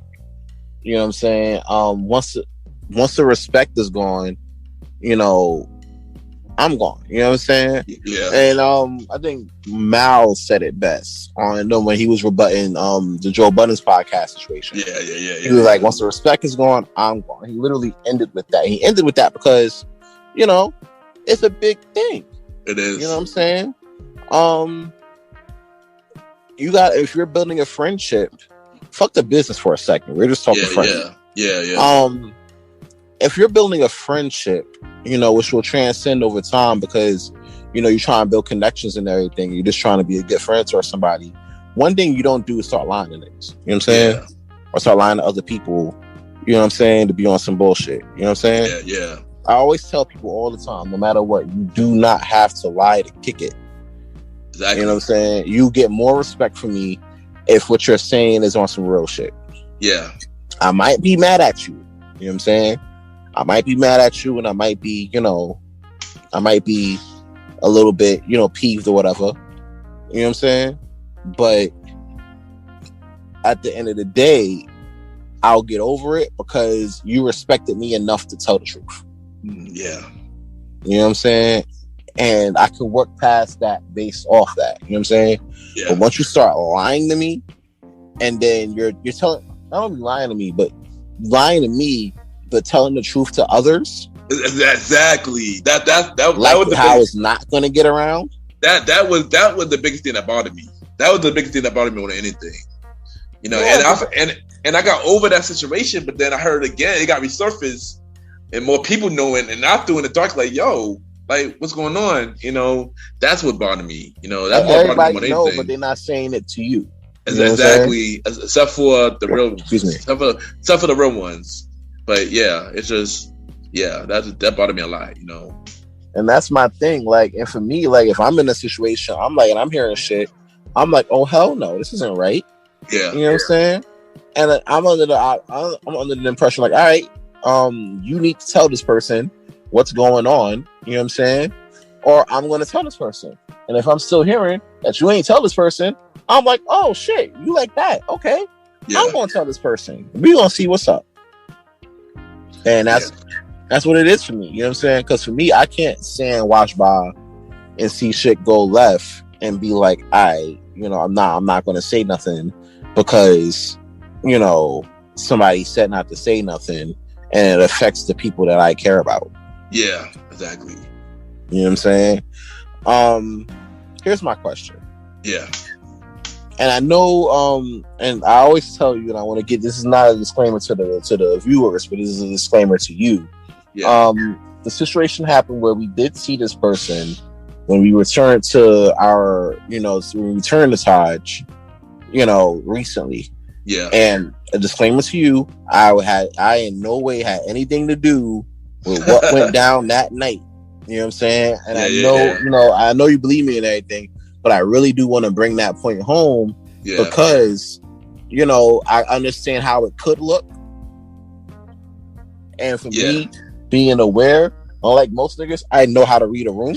And for me, I'm like, I know you believe me, but to keep it a buck, I had nothing to do with this shit. You know what I'm saying? Like, I mean, I'm not gonna front when that happened. It was like, wow, weird. So I had to ask you quick.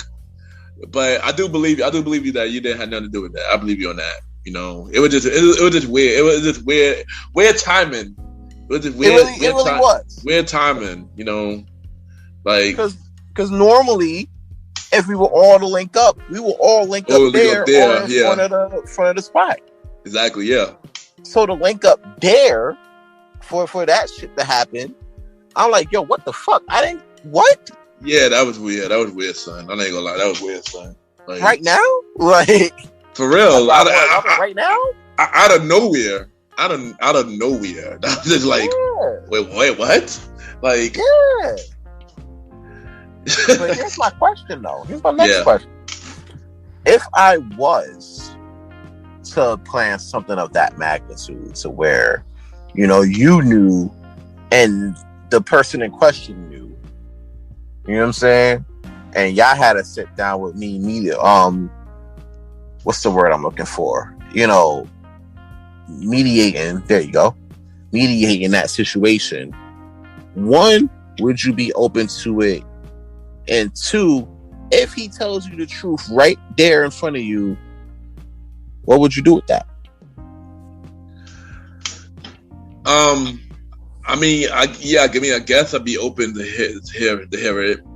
I mean, I guess I'd be open for it. And I mean, I'd probably be happy for finally knowing the truth. It's been long overdue because it was many times that could have happened. You know, many times it could have happened. But yeah, I mean, I don't. I can't even answer that right now. What I would do, I don't know. Okay, that's fair. Yeah, that's fair. Yeah. Yeah, man. You hear me? Yeah, I'm good. Yeah, I'm good. We good. Okay. Here's my thing, right? All right. If you see, like, for now, this is for the viewers. Yeah. We got a lot of, like I said before, we all over the world with this shit. You know what I'm saying? Yeah. For those who are going through a situation like this, when they got friends that's supposed to be close but are going through a situation where they're looking for honesty, or they want honesty from the people that they're close to, you know, but they're not able to seem to get it. What would you tell them? How would you tell them to go about it? What advice? Depend on the situations. Hear them out. Keep it real. Keep it real with them. Don't lie. Don't lie about it. If they ask you about the truth and you lied about it multiple times, then clearly they don't respect you. They don't respect you as a person, and they're just not going to change. They're going to see from what they is. If it's a friend that did it and they're like, "Yo, I apologize for doing that. I didn't mean to do it like that. I didn't know I would like this." At least that person trying. If that person had not done none of that, then you know where they place in your life. And do you really want to deal with that in your life? That's up to you, you know? Yeah, man. I can agree with that. You know, like we allow what we put up with. You know what I'm saying? Exactly. Like if we're willing to put up with bullshit, it's mainly because we allow it. Whatever that is on us, because we allow to put up with what we allow to put up with. You know what I'm saying? Yeah. But if we put our foot down and there's some things that we see that we beg to differ with, and you know, we sit there and be like, nah, that's not how we're gonna move. I want different because, you know, I want more for myself, so I'm gonna want different from the people that I fuck with. You know what I'm saying? You gotta set those standards. Yeah. You know, so that's a big thing for me. Honesty is key, and you ain't got a lot to kick it. You know, so exactly. Keep it. Be yourself. To be honest, yo, you was with us because you was being yourself from the beginning. So don't change because you think that we want you to change. Unless you change for the better to improve yourself, not because you want to be down. That's not cool at all. Yeah, you were down with just being you. You know what I'm saying? And we loved you for that. So just be you. Just be you, and we'll love you for it. You know what I'm saying? I mean, at least I would. I don't know how Ken feels about you at this point. But, you know, Listen, you be you. You got me as a friend. You know what I'm saying? You don't be you. I gotta look at you side because you're not being you. You know what I'm saying? Exactly. So that's where we at with it. Veering off from that shit, right? Oh, thank God. Yeah. I asked you this in the interview in season 2. I'm gonna ask you this when you're hearing towards the end of season 4, and I'm at the end of season 1. You know I gotta ask, bro. You doing these date night talks and shit, man. We getting back, we getting back in the promo vibes. And then doing all this, there gotta be a certain shorty out there that, you know what I'm saying, that's seeing all this and is rooting for you through all of these vibes, man. What's going on in that department? Dang, I knew this question was going. I knew this question was coming, but it is King Talk. Yeah, I get to hear it here first. I am in a relationship right now, actually, and I've been in it in a while. And King Talk exclusive. And yeah, I'm not gonna say much about it. I'm not big about talking about my love life. Just shout out to her. She a good woman. Yeah, that's all I'm gonna say. All right. See, that's what it is, bro. Congrats on that. You know what I'm saying? I know it's been a minute. You've been out here playing a single game for a long time. Then you had the jersey and all that. Very, very long time, actually. Very long time. Yeah, man. But now, you hanging up the jersey and shit. I'm out here hanging up. He hanging up the dot jerseys, bro. You know what I'm saying? Retired from the game. It's up to Roddy now. You know what I'm saying? It's up to Roddy to figure it out. Thanks, son. You got the KD this situation. You feel me? You got the Kevin Durant the whole situation now for the dot team. You know what I'm saying? Yeah. So that's what it is. All right, yo. So you have any last parting words for our viewers out here? Before we wrap it up for the night. Well, be yourself. Never give up. Anything you want to do, just do it. Anything possible, you push your mind into it. Don't never stop your craft. Always improve every day. Whoa. Reach for the stars. What happened, son? Hold on. And I hate to interrupt you when you're talking your inspirational vibes, bro. I really hate to do it. But since we're breaking news here, all of this news we breaking on the King Talk with Aaron Sands episode of the season finale, I just got a text. From who? Long live the Chief Mally Mal? Why? Long live the Chief Mally Mal. Just text me. Why? He says he's entering the chat. Oh boy. If you've been for the viewers, if you've been listening to King Talk Aaron Sands, right? I've been trying to get this dude on from episode 7. Episode 7. I think before episode 7. So we've been trying to get maybe 6. We've been trying to get Long Live the Chief on King Talk with Mr. Aaron Sands for a very long time. So it been bro. We have it just either scheduling issues on my end or scheduling issues on his end, mainly scheduling issues on his end. But I just got a text. Shoot, it's hard to get him to do Premiere Boy season 2. Yeah, exactly. So for him to text me saying he's about to enter the chat is a big thing. So you know what? Here's what we're gonna do. We're gonna put a pin in this, right? You know what I'm saying? Yeah. I've never done this before, but we're gonna do it now. This is gonna we gotta do a 2-parter, bro. Part 2, King Talk Aaron Sands. That's it. And I guess I'm through here. I guess I'm through here. Yeah, you're not going anywhere. You're staying right here. We're gonna get Alvin on for part 2. Here's what's gonna happen. Next, we're not even gonna do this in a 2-week period. Next week will be the part 2 of the season finale of King Talk with Aaron Sands season 1. It's gonna be me, Ken the Gentleman, Mr. Gentleman Lifestyle Podcast. Yep. And Long Live the Chief himself, Alvin, Mally Mal in the building all at once. You know what I'm saying? Part 2 King Talk, part 2 season finale King Talk Aaron Sands next week. Right here on all streaming platforms. Hopefully we get that season 2 of Premiere Boy Podcast now, because ever since Roddy Rod left, things have not been the same. We haven't put an episode. What's going on with that? Listen, I've just been doing King Talk. That's it.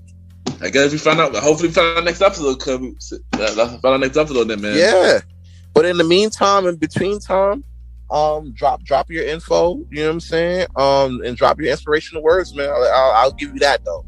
Drop your info and inspirational words, man. I mean, I'll say the inspirational words for next episode since I'm back on the show again, on air again. But I'll drop my social media though. You know, Ken _MrGentleman on all platforms. Ken _MrGentleman. Y'all can check out Mr. Gentleman like the podcast each and every Sunday at 12 a.m. We're on Anchor, Spotify, Apple Podcasts, iHeartRadio, Amazon Music. We just got added to TuneIn Radio and many more. Shout out to TuneIn. You know the vibes. Yes, you already know. Also, the Old School Show with myself at the Star Riding Ride every 4th or 5th Sunday at 12 a.m. Season 4 Mr. Gentleman like the podcast every 2nd, 3rd, and sometimes 4th Sundays. And Conversation by Music Podcast every 1st Sunday at 12 a.m. Day Night Talk Podcast coming soon. The Countdown Show starting June 25th at 10 p.m. exclusively on Spotify. Exclusively on Spotify only. Every fourth Friday. And last but not least. Oh, no, actually not last but not least. Check out the website on Mr. Gentleman Like the Podcast. MrGentlemanLikeThePodcast.com. See what else? There's a lot. What else? Oh, breaking news on King Talk with Mr. Aaron Sands. Coming soon with no news yet. Mr. Gentleman Like the Podcast After Hours coming real soon. Exclusively on Spotify. And y'all already know. We got Taj each and every Saturday. Myself and Mr. Aaron Sands, we back. Damn, I want to do that part, bro. It's King Talk. Wait a minute. My bad. King Talk. Wait. This is King Talk with Aaron Sands, bro. I want to do the cup intro. It's been a minute. I always wanted to do this, bro. Oh yeah, you never did it. Oh, you never did it. I never did this before. I always wanted to do it. We back, baby. We back. My bad. Do you think, son? My fault, bro. But I hate to step on your toes on this one, but I ain't never did this one before. Always wanted to do it. If you are in the New York City area this weekend, if you want to have a good ass time with the YPG gents, you know what I'm saying? Ken and Aaron Sands out here in these streets. You could catch us at Taj's Best Saturday Party, 21st Street between 5th and 6th Avenues, New York City, 11 p.m. to 4 a.m. Table reservations only. Yes. Hit my IG. You already know where to follow me as Aaron Sands Premier, AARONSANDSPREMIERE. Hit me up for them table reservations. If you're trying to do open bar, you already know it's $100 per person. Yeah. Fact. $100 not $100 for the night, but per person. Oh, and so hit if you me got up. 8 people, that's $800. Yeah. Book a table. Oh, book a table with me too. Y'all can book a table through me too. Ken _Mr. Gentleman as well, because I also promote Taj as well. YPG, myself and Mr. Aaron Sands, yeah. We are back again. I ain't gonna hold you. I see you doing the Mr. Gentleman Lifestyle podcast. I always wanted to do it. You know what I'm saying? Yeah. King Talk. Yeah, cause I always used to do it all the time. And also, we should be back at Cassia real soon. We haven't got back to that yet. We should be back there as well real soon. Yes, so, check us out at Katra as well. And that's what it is. Part 2 of King Talk with Aaron Sands. I'll be back. I'll be back next week. Ken is back next week with us. Alvin is joining us for that one. I told him to hold on to that link. We'll be back at it again next week with the true Part 2 season finale. King Talk with Aaron Sands. You already know it's Aaron Sands out here. Oh, your song of the day. Oh yeah, I got my song of the day. It's from an artist named Little Baby. Shockingly enough, I'm not a fan of Little Baby, but I like this song. It features Kurt Franklin. Space Jam 2, baby. That's all I'm gonna say. That was the soundtrack. I guess I like the first Space Jam. You know what I'm saying?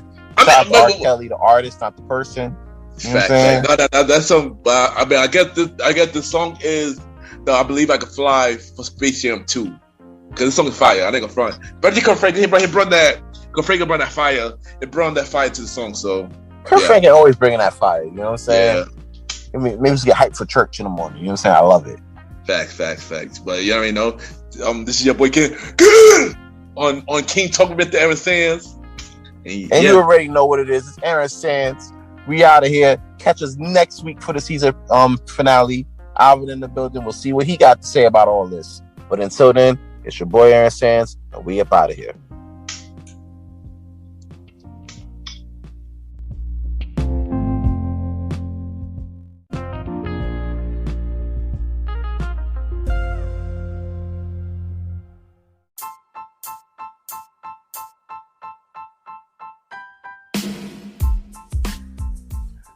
Hello, everybody. This is your boy Ken, aka MrGentleman, like the podcast and the Premier Boy podcast. And this commercial is brought to you by the Premier Boy podcast, where four publicly do where we talk about anything about the culture. Hosted by myself, Ken, aka MrGentleman, Mr. Aaron Sands from King Talk with Aaron Sands, the Star Riding Ride, who is also my co-host of the Old School Show, and Long Live the Chief Nally Bell. And we talk many topics, from politics, music, sex, love, relationships, and many more. And also every topic that's going on in the news right now. Many of our topics are very controversial, and the podcast show might not be for everybody because we talk about many explicit content.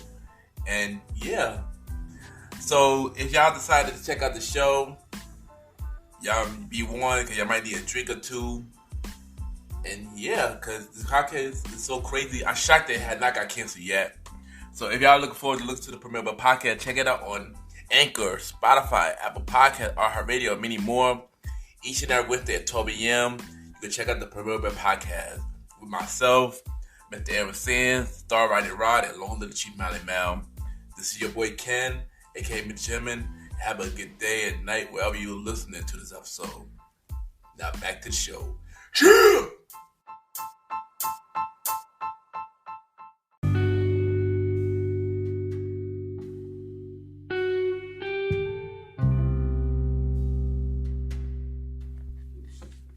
I just want to take time to thank everybody for checking out this exclusive interview from King Talk with Aaron Sands.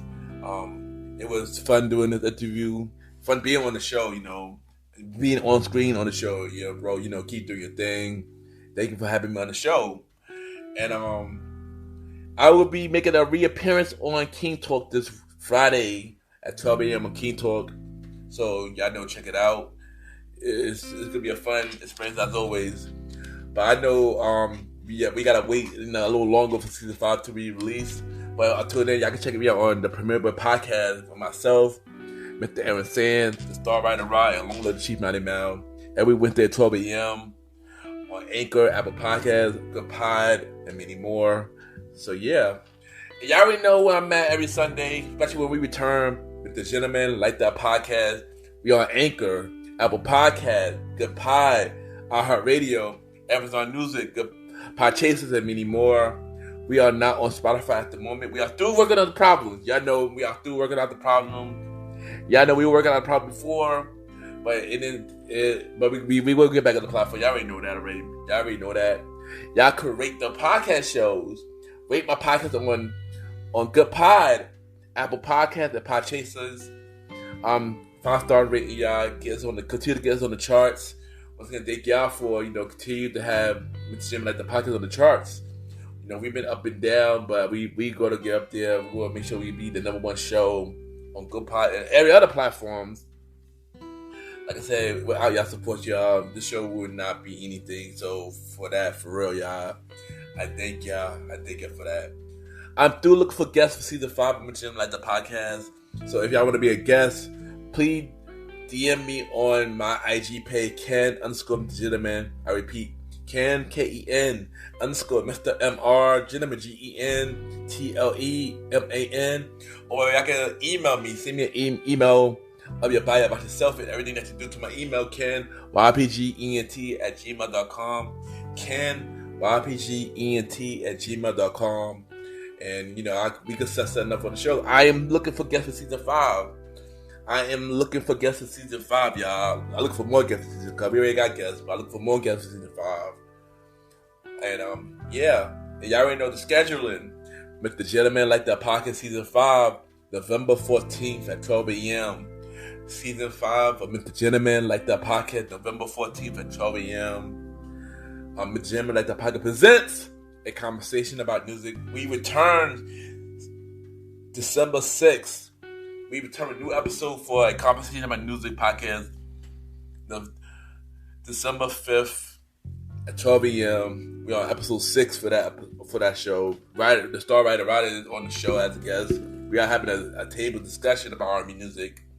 So yeah, and then we got the old school show return with myself and the star writer ride. Season 2, December 26th. December 26th at 12 a.m. The old school show returns. So yeah. Also, y'all already know where my team RPG at every Saturday. Best Saturday party at Todd. 48 West 21st Street, 5th and 6th. Premiere at the door. Table reservation only. Proof of vaccination, y'all. That's not my rules. That's the public rules. I had nothing to do with that. But yeah, proof of vaccination. If y'all want to go to Todd, support RPG. We through here. And yeah, and once again, thank y'all for tuning in to this bonus content, y'all. See y'all next week for the second bonus content episode. See y'all for season 5 of MrGentleman, like the podcast, November 14th. Have a good day and night wherever you're listening to this episode.